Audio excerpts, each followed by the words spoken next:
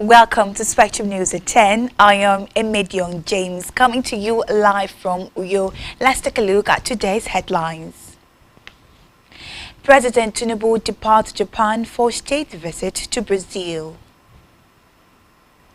Chief of Defense Staff Musa links recent terrorist attacks, killings to 2027 elections. Plus, appeal court throws out Trump's $500 million civil fraud penalty. Stay tuned for details of this in just a moment.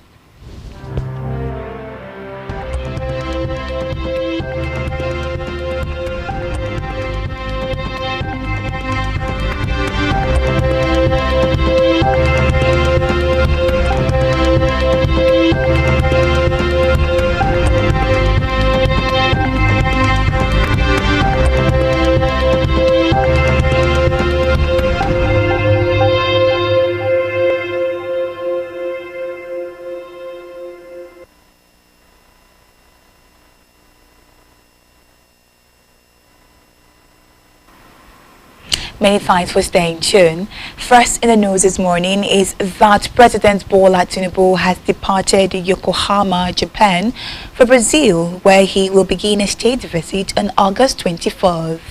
According to a statement signed by Special Advisor on Information and Strategy, Bayo Onanuga, the president will make a stopover in Los Angeles before proceeding to Brasilia, the Brazilian capital. Tinubu began his two-nation trip on August 15th, leaving Abuja with a brief stopover in Dubai, UAE, before arriving in Yokohama on August 18th. While in Japan, he attended the opening ceremony and plenary of the 9th Tokyo International Conference on African Development, TICAD 9, held bilateral meetings and rounded off with an interactive session with members of the Nigerian community.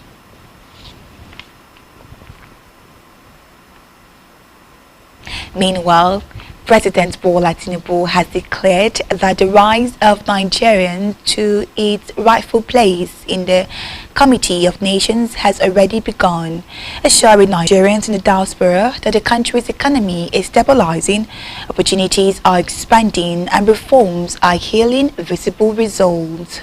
Speaking at an interactive session with members of the Nigerian community in Japan, held on the Sideline Conference on African Development, TICAD 9, the president said his administration is determined to reverse negative trends and make the country a land of prosperity for its citizens at home and abroad. He reminded the diaspora audience that while it is a personal right to remain abroad, the nation still depends on their input to achieve its developmental aspirations, maintaining that the government's priority is to create an environment where every citizen, creating an environment where every Nigerian can thrive, noting that governance is about thinking and doing, promoting unity, stability, and progress. He also urged Nigerians abroad to remain good ambassadors of their country and to reflect positively on its image, stressing that poor comment and negative reflection will not help the growth of Nigeria. In the meantime, the government has urged Nigerians to try a newly launched personal income tax calculator that estimates how much would be paid under the tax reforms his administration recently signed into law. In a post on his official X account, the president said the calculator allows citizens to compare their estimated tax under the proposed reforms with current rate and ensure a clear understanding of the impact on individual incomes. Tinubu noted that the reforms, which takes effect from January 2026, are intended to establish a fair tax system, one that never punishes poverty or weighs down the most vulnerable. From the Green Chamber, the House of Representatives Public Accounts Committee has summoned 11 electricity distribution companies, DISCO, to appear before it over an outstanding debt of 2.6 trillion naira owed to the Federation account. The resolution was read during an investigative hearing chaired by Representative Bamidele Salam, following a review of the 2021 Auditor General's report. The session featured an appearance by the Managing Director of the Nigerian Bulk Electricity Trading Company plc, Johnson Akenawo, who disclosed the scale of the liabilities. According to NEBET documents submitted to the community as of September 30, 2020, the 11 discos collectively owned 2.6 trillion naira. Following deliberations, a motion was moved by a member of the committee, Yaya Kusada, and seconded by another member, Billy Osawaru, directing that all 11 discos be summoned to explain the persistent non-settlement of the financial obligations. The committee also resolved to invite other market operators and participants to address concerns raised in the Auditor General's report. However, a date for the appearances would be communicated to the affected parties in due course. To electoral matters, the Independent National Electoral Commission (INEC) has presented certificate of return to senators-elect and members-elect of the House of Representatives who emerged victorious in the by-elections held on August 16th. Their certificates were handed over at the INEC headquarters in Abuja by different national commissioners. Among the recipients were Emmanuel Nwachukwu of the All Progressive Grand Alliance, elected senator for Anambra South, and Joseph Ikpe of the All Progressive Congress, who won the Edo Central Senatorial District.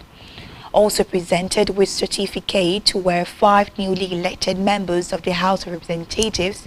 They include Barrister Omosade Igbemedion of the APC, who won in the Ovie Northeast and Ovie Southwest Federal Constituency of Edo State, Mokhtar Kaki of the APC, representing Babura and Kaki constituency of Jigawa State, Fidelix Bagudu of the APC, elected for the Shinkung Kajura Federal Constituency of Kaduna State, Adesola Ayole Legbeji of the APC, who emerged from the Ikena, Shagamu and Remu North Federal Constituency of Ogun State, and Fola Oyakunle of the People's Democratic Party, representing Ibadris in killings across the country, cannot be unconnected to the lead-up to the 2027 general election. Nigeria is witnessing a rise in terrorist activities in the northeast, frequent banditry attacks in the northwest, while states like Benue and Plateau have remained hotspots for violence and killings.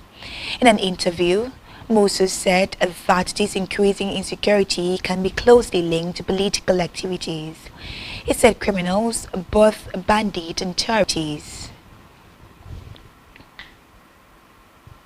Away from that, the federal government Nigerian Student Loan Fund, NELFUN, has disbursed 86.3 billion naira for the upkeep allowance of student and institutional fees under the student loan scheme.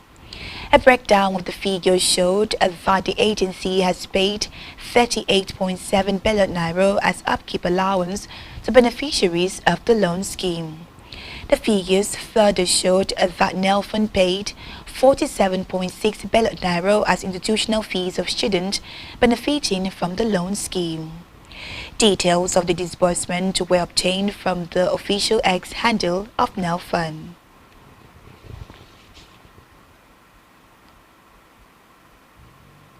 Let's move now to Africa, where a military court has acquitted a former special advisor to the DR Congo's president, Felix Tshisekedi, arrested in 2022.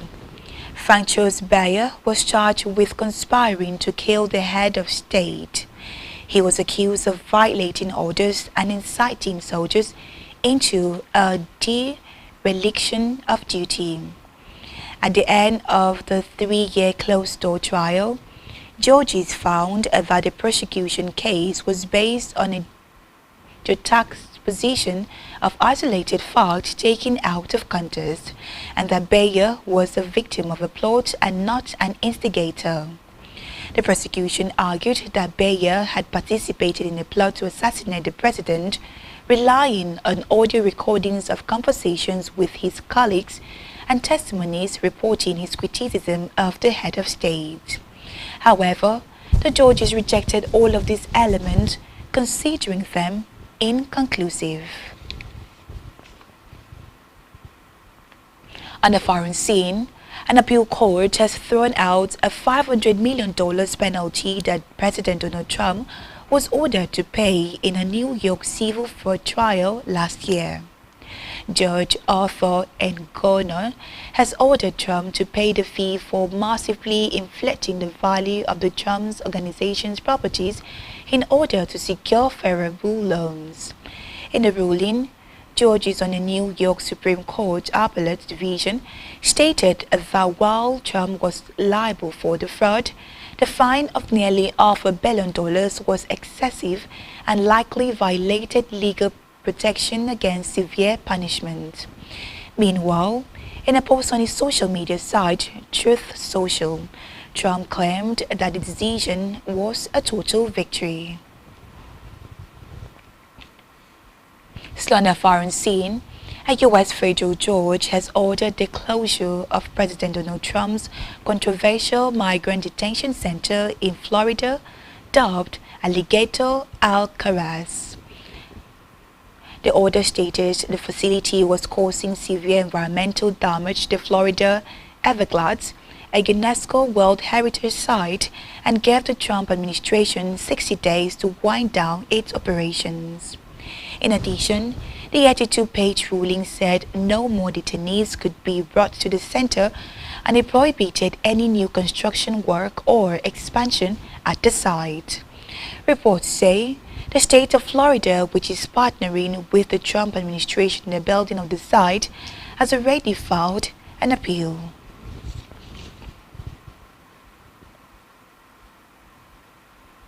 Still to come in the news. South Africa names preliminary squad for Nigeria's clash in 2026 FIFA World Cup qualifiers. Stay tuned for details of this in just a moment.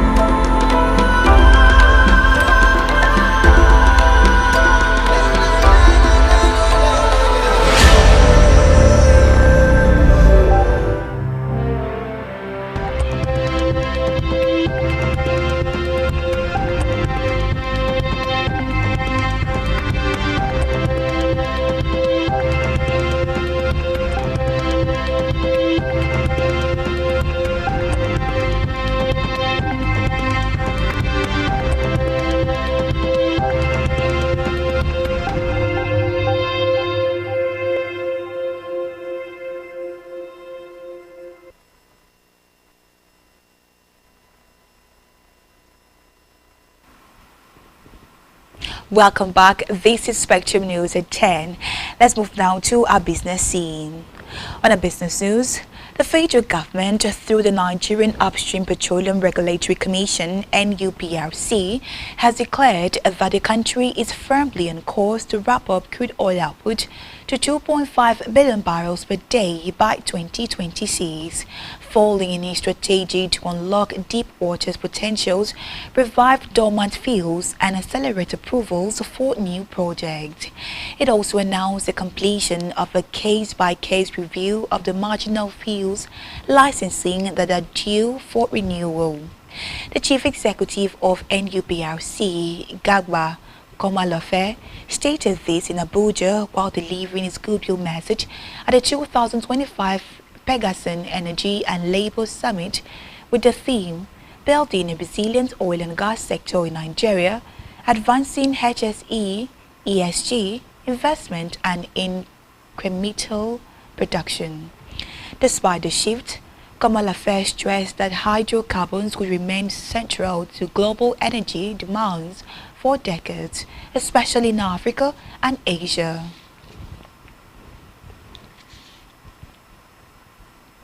Still in business, the Debt Management Office (DMO) has announced an offering of 200 billion naira saving bonds. According to the offer document on its website, one of the bonds was a reopening of the June 2032 bonds with the coupon rate of 17.95%.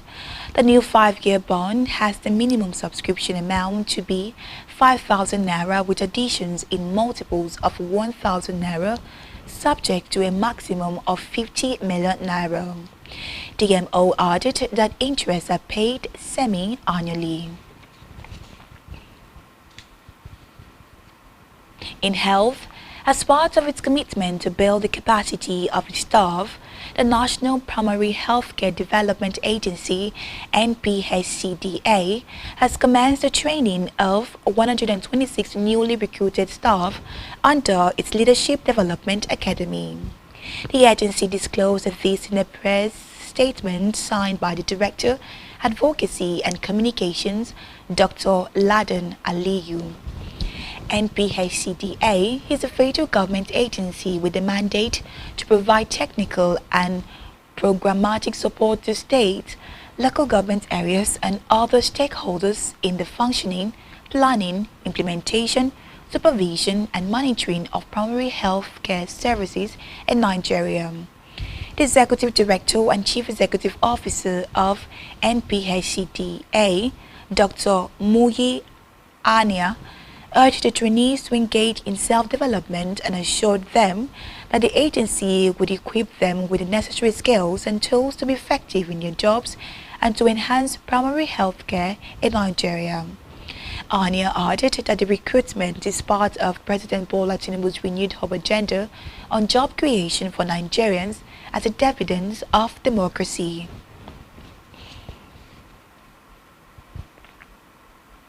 Let's move now to sports where Bafana head coach Hugo Broos has announced the preliminary squad for South Africa's 2026 FIFA World Cup qualifiers against Lesotho and Nigeria. Broos named 48 players in the preliminary squad, which was posted on the official X account of the South African Football Association (SAFA). Top on the list are goalkeeper Rowan Williams, midfielder Taboho Mokana, Evidence Mbakopa and Milali Mayambela. Nigerian-born defender Ime Okon, who plays for Germany club Hanover, was also included in the squad alongside Teben Zwana. Broos is expected to trim the list before his team opens camp for both games next weekend. Meanwhile, Bafana will travel to Lesotho to face them at the Free State Stadium, Bloemfontein, on Friday, September 5th. They will then host the Super Eagles 4 days later at the Toyota Stadium, Bloemfontein. Still in sport, Nottingham Forest has signed Douglas Lewis from Juventus on a season-long loan with a conditional obligation to make the deal permanent next summer. The 27-year-old Brazil midfielder left Aston Villa a year ago to join Serie A side Juventus for £42.35 million on a 5-year contract. Lewis made 204 appearances in all competitions for Villa and scored 9 goals in 35 Premier League games in the 2023 to 2024 season before his move to Italy. On entertainment news, Grammy Award-winning Nigerian superstar Burna Boy has made a shocking revelation about what his life could have been if he had not become a musician. The self-acclaimed African giant made this known during a brief interview with a fan, where he hinted at a possible career path he could have followed as a Port Harcourt boy. Burna Boy stated that without music, he might have ended up as a suicide bomber, oil thief, fraudster, a basketball player.